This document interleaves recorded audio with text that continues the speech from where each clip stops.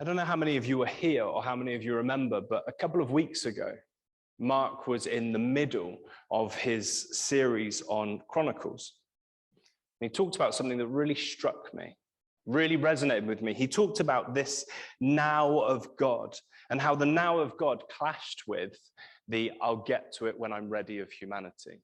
Kind of reminded me of the Welsh language a little bit. Now in a minute. Is it now or is it in a minute? God is of the now. We tend to be the people of in a minute. But Mark brought this point home as he talked about that moment where the Spirit filled the temple, rushed in and filled the temple. And then he said something incredibly powerful as he pulled out that verse from 1 Corinthians 3:16. Don't you know that you yourselves are God's temple and that God's Spirit dwells in your midst?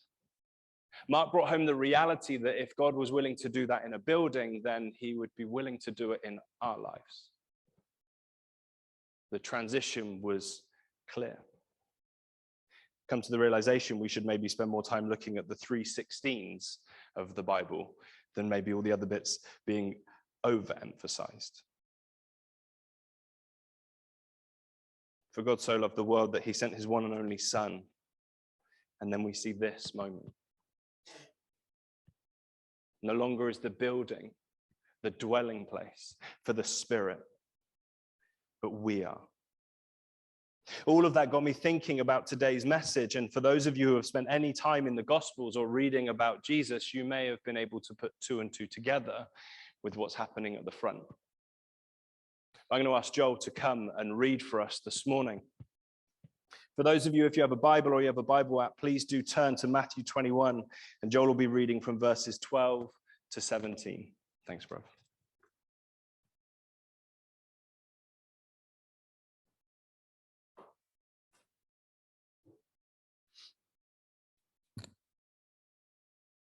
Jesus entered the temple courts and drove out all who were buying and selling there. He overturned the tables of the money changers and the benches of those selling doves. It is written, he said to them, my house will be called a house of prayers, but you are making it a den of robbers. The blind and the lame came to him at the temple, and he healed them.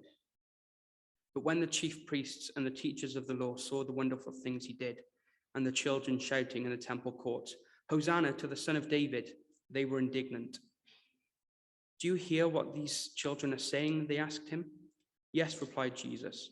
Have you never read from the lips of children and infants, you, Lord, have called forth your praise? And he left them and went out of the city to Bethany, where he spent the night. Thank you. Just to clarify, please don't think I am devaluing the rest of the Bible. For those that maybe are worried, I just think 3:16 seems good. To emphasize that point, I want to build something this morning, do some maths with you, if I may. You see, God filled the temple with his Spirit in a blaze of fire, burning up the sacrifices. We read that in 2 Chronicles 7:1. We then have this in 1 Corinthians 3:16. Do you not know that you yourselves are God's temple and that God's Spirit dwells in your midst? And then this morning, we've just heard this from Matthew 21. He overturned the tables of the money changers and the benches of those selling doves. God fills the temple. Jesus physically cleanses the temple. And then we hear that we ourselves are the temple. I don't think it's a big jump for us to land on where today's focus is. But I want to ask you, how are the tables in your life? What's on the tables that you have placed within the place in which Jesus says the Spirit dwells? The difficult question for us this morning is, does Jesus need to flip some tables in our lives? I'm going to ask you to bow your heads for a moment as I pray.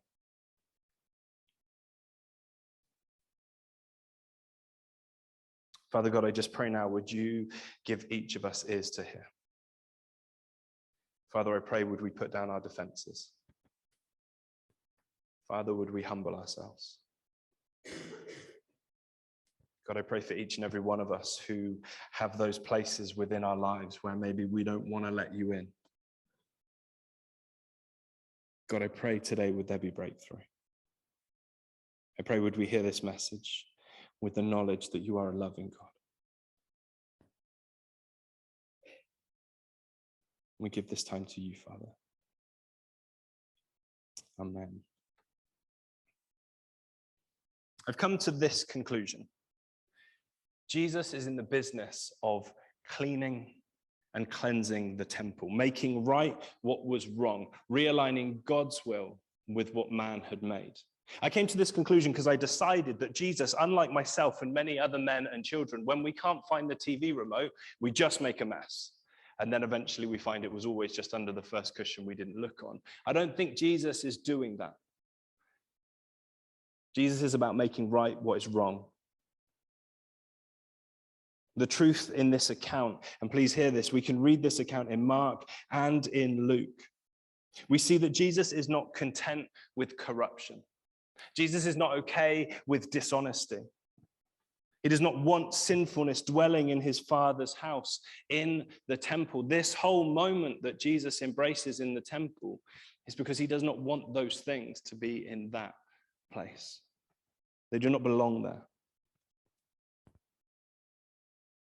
We spend this time this morning in that knowledge that Jesus is in the business of making right that which is wrong. That's what Jesus is doing. Jesus is about bringing wholeness and restoration, in this instance to the temple, but as we will begin to grapple with within our own lives. And the amazing thing is, and the thing I take great comfort from is, he's not against flipping tables to get you to the place he wants you to be. He is all in, passionate, committed. So I ask you again, how are the tables of your temple?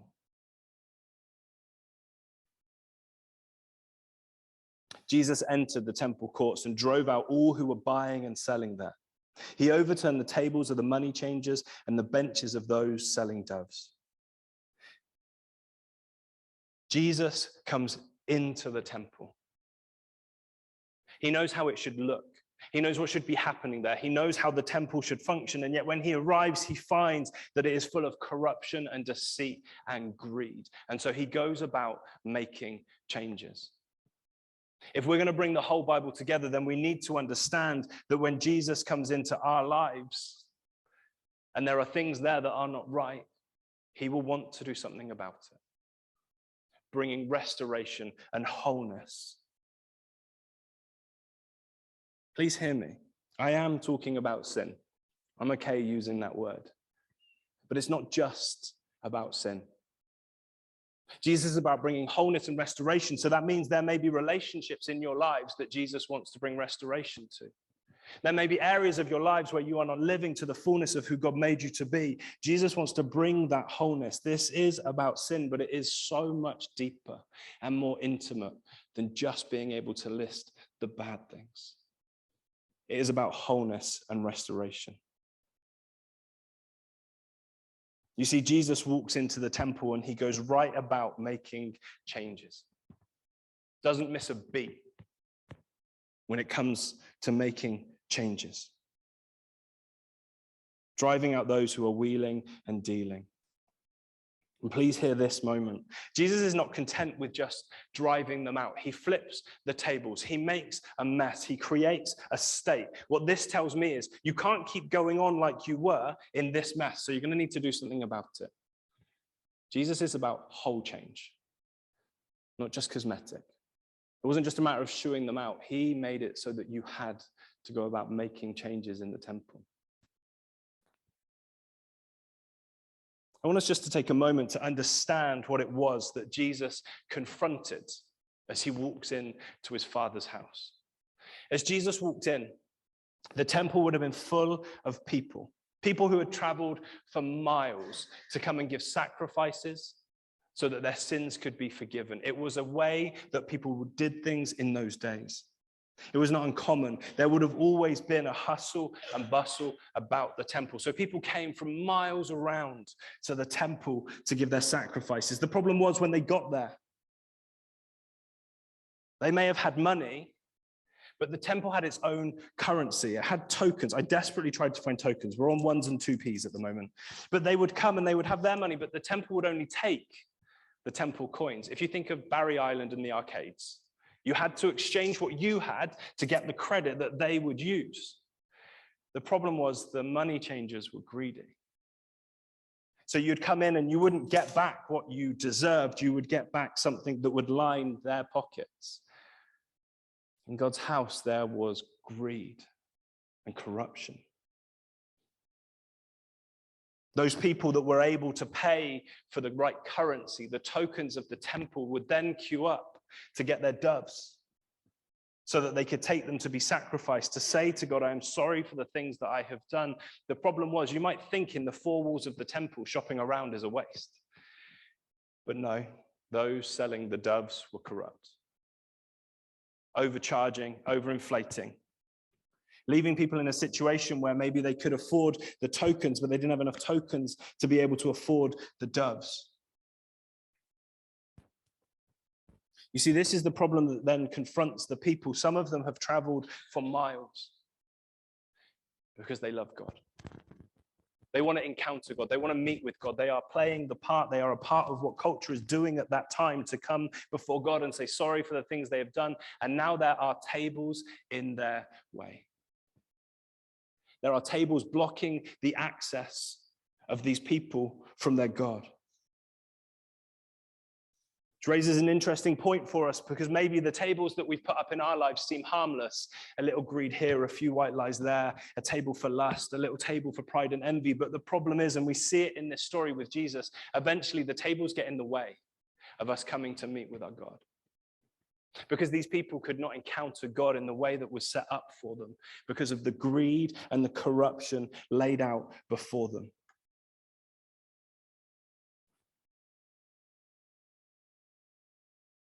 You see, the temple was designed to be a place of encounter. The temple was designed, as we hear, to be a place of prayer and praise and worship. And yet, with all these tables set up, it became almost impossible to cross into God's presence.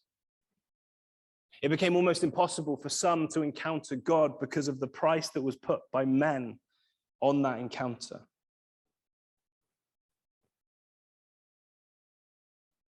God's house was so full, we wonder if some days God himself would have struggled to get in. And if we take that into our own lives, we have to be honest and reflect. Have I got so much going on? Is there so many tables set up? Sometimes I wonder, is God able to speak? Is God able to be present? Because his promise is that he is. But there's been times in my life where there is so much else going on. He's going to need to do some business to come in. How are the tables of your life? How are the tables of your life? Because I'm not here, and please hear this, I'm not here telling you that you are rotten, or you are bad people, or you are evil, or any of that. But I am asking the question because my God is in the business of flipping tables and cleaning house. Because he cares. He cares enough to get involved. He cares enough to cause a scene. He cares enough to make changes.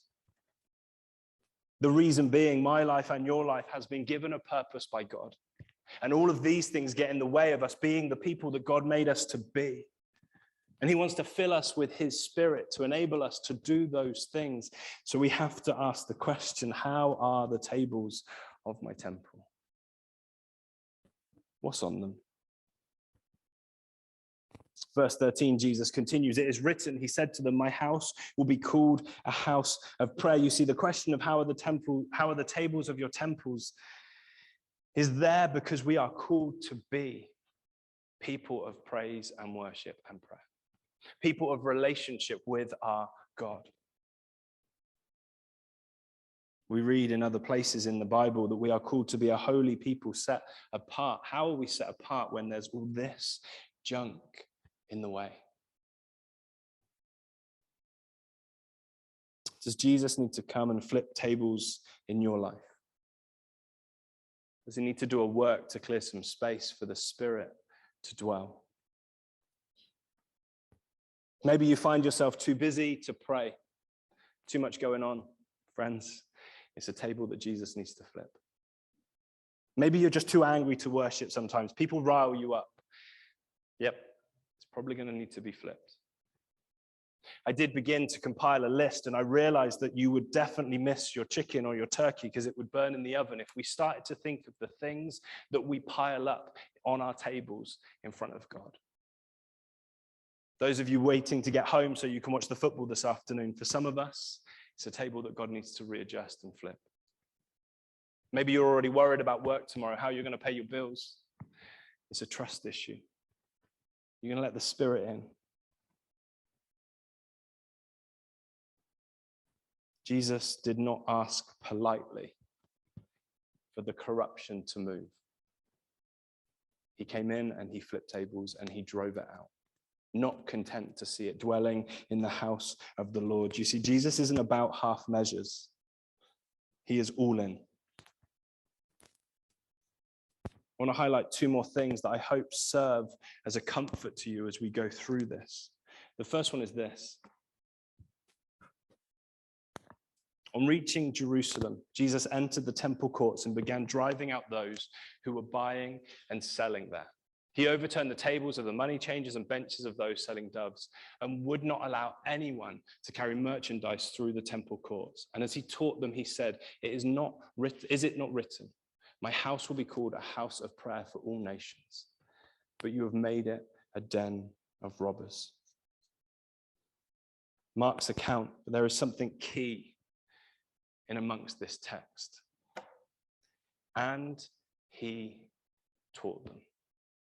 And as he taught them, this tells me something incredibly important, because this is not Jesus rocking up in a blind rage.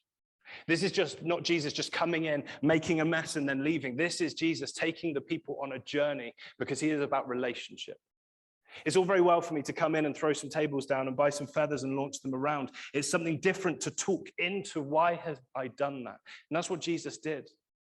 He made it abundantly clear why he had done what he had done. This was not just a statement or a big show.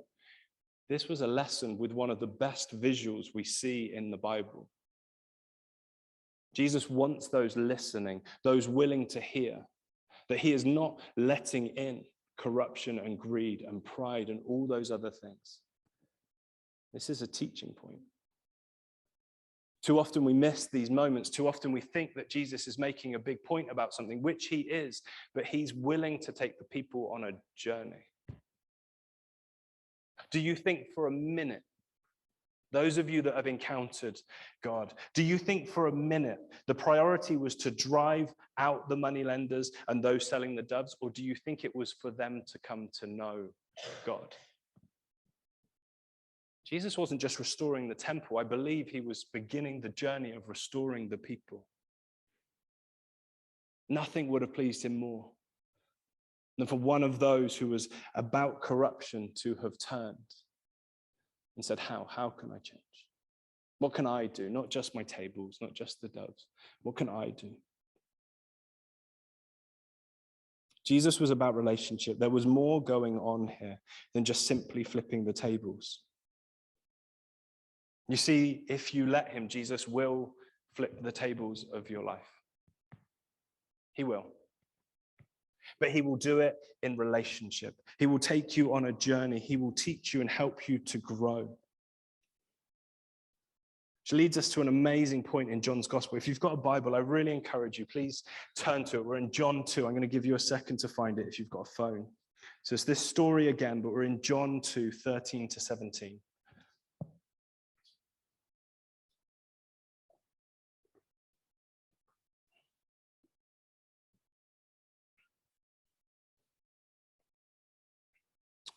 John 2, 13 to 17. When it was almost time for the Jewish Passover, Jesus went up to Jerusalem. In the temple courts, he found men selling cattle, sheep, and doves, and others sitting at tables exchanging money. So he made a whip out of cords and drove them from the temple area, both sheep and cattle. He scattered the coins of the money changers and overturned the tables To those who sold doves, he said, "Get these out of here. How dare you turn my Father's house into a market?" His disciples remembered that it was written, "Zeal for your house will consume me."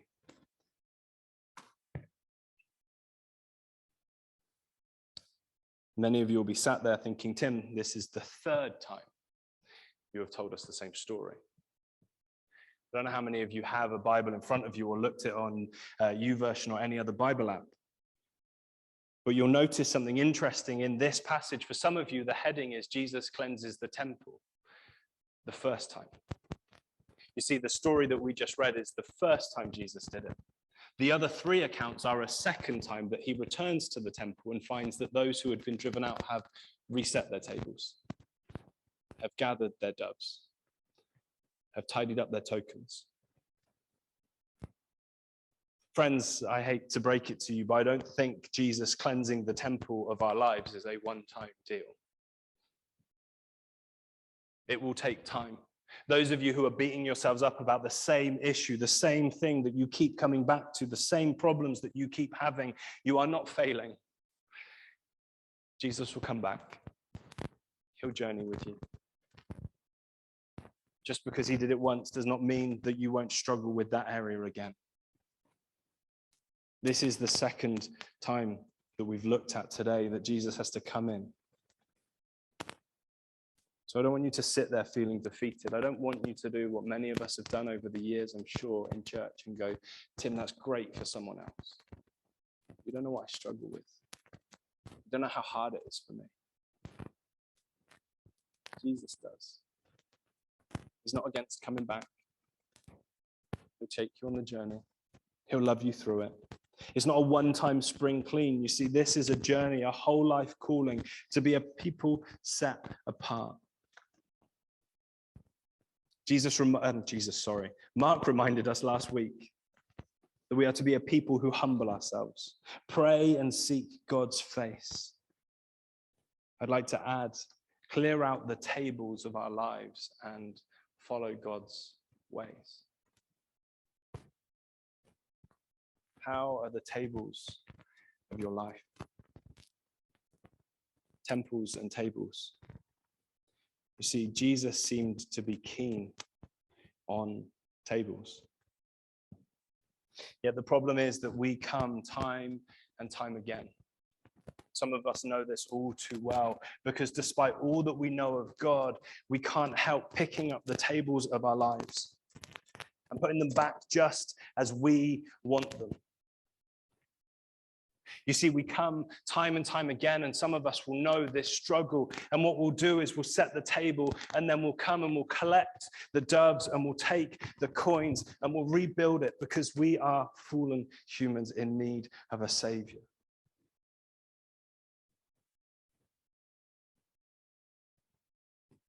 But friends, there is something else going on when Jesus works with tables.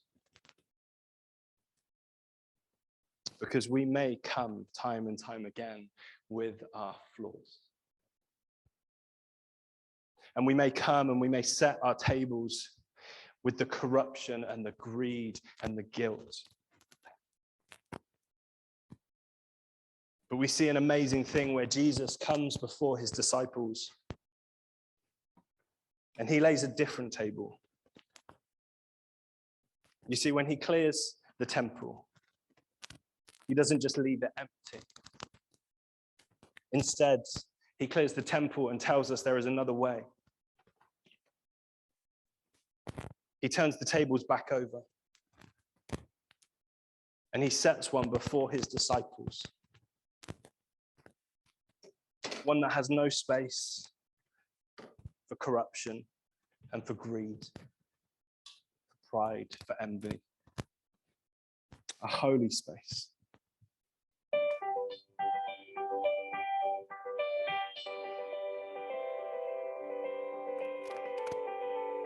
The table is where life happens.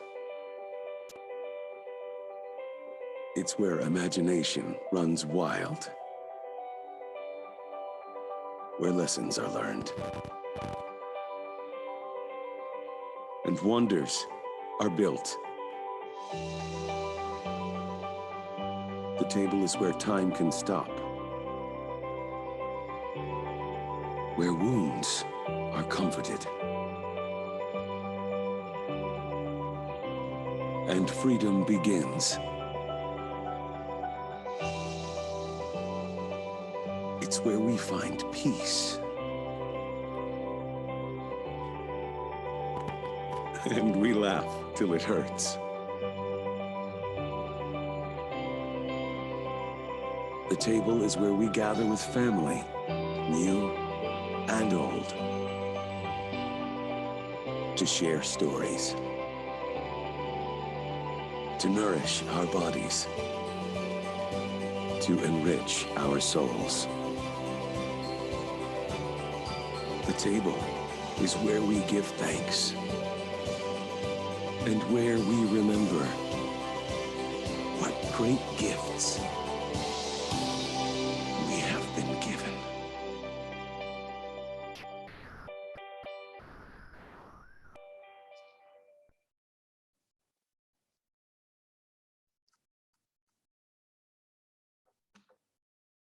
Jesus sat round a table with his disciples.